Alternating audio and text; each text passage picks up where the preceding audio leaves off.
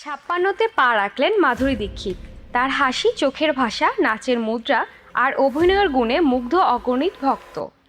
বলিউডের অসংখ্য আইকনিক গান জীবন্ত হয়েছে তার নাচে। চিরসবুজ মাধুরীর সৌন্দর্য মুগ্ধ হন না এমন দর্শক বিরল। সামাজিক যোগাযোগ মাধ্যমে সক্রিয় মাধুরী নিত্য নতুন ছবি শেয়ার করেন ফেসবুকে। ১৯৬৭ সালের ১৫ই মে মুম্বাইতে জন্মগ্রহণ করেন মাধুরী দীক্ষিত। বাবা শঙ্কর দীক্ষিত ও মা সঞ্চলতা। এক ভাই ও ৩ বোনের মধ্যে মাধুরী ছিলেন সবার ছোট। মুম্বাইয়ের মধ্যবিত্ত পরিবারে বেড়ে ওঠা মাধুরীর ছোটবেলা কেটেছে মুম্বাইতে। তার স্কুল ছিল ডিভাইন চাইল্ড হাই স্কুল। পরবর্তী সময়ে মুম্বাই ইউনিভার্সিটিতে মাইক্রোবায়োলজি বিষয়ে পড়াশোনা করেছেন তিনি। ১৯৮৪ সালে অবধ চলচ্চিত্রের মাধ্যমে বলিউডে অভিষেক হয় তার। ১৯৮৮ সালে তেজব ছবির মাধ্যমে দর্শক মহলে সর্বত্র বিপুল সাড়া ফেলে দেন এই অভিনেত্রী। এই ছবি দিয়ে তিনি প্রথমবারের মতো ফিল্মফেয়ার পুরস্কার সেরা অভিনেত্রীর নমিনেশন পান। ৮-এর দশকের শেষ ভাগ থেকে ৯-এর দশকের শেষ দিক পর্যন্ত বলিউড কাঁপানো এই সুন্দরীর ঝোলায় রয়েছে রাম লক্ষণ, তেজব, হাম আপকে হ্যায় কন, কোয়েলা, দিল তো পাগল হ্যায়, খলনায়কের মতো অজস্র সুপারহিট সিনেমা। খ্যাতি ও সাফল্যে শীর্ষ থাকা সত্ত্বেও শুধুই বলিউড ইন্ডাস্ট্রির বাইরে নয়, বরং বিয়ে করে রীতিমতো আমেরিকায় পাড়ি দিয়েছিলেন তিনি। সালটি ছিল ১৯৯৯।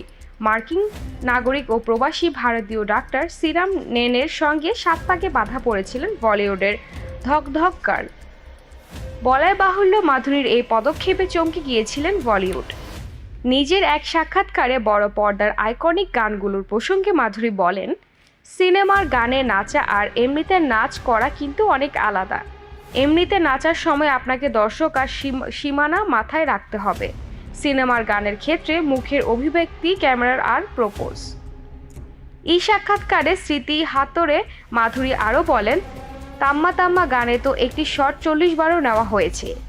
১ ২ ৩ চলিকে পিছে ডোলারে গানগুলোর কেবল কোরিওগ্রাফ করতেই ১২ দিন করে সময় লেগেছিল।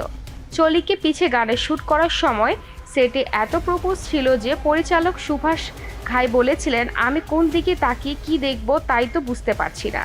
আমি তো আমার হিরো হিরোইনকে দেখতে পাচ্ছি না। নাচটা কিন্তু বেশ ভালো হলো, দর্শকও সদরে গ্রহণ করলেন। দীর্ঘ ক্যারিয়ারের একাধিকবার তিনি সেরা অভিনেত্রীর পুরস্কার জিতেছেন। পাশাপাশি হিন্দি চলচ্চিত্রে অনবদ্য ভূমিকার জন্য ২০০৮ সালে ভারত সরকারের চতুর্থ সর্বোচ্চ বেসামরিক পুরস্কার হিসেবে তাকে পদ্মশ্রী পুরস্কারে ভূষিত করা হয়। বর্তমানে মাধুরী অভিনয়ে খুব একটা নিয়মিত নন। এক সাক্ষাৎকারে মাধুরী দীক্ষিত জানান যে তিনি মাইক্রোবায়োলজি নিয়ে পড়াশোনা করতেন।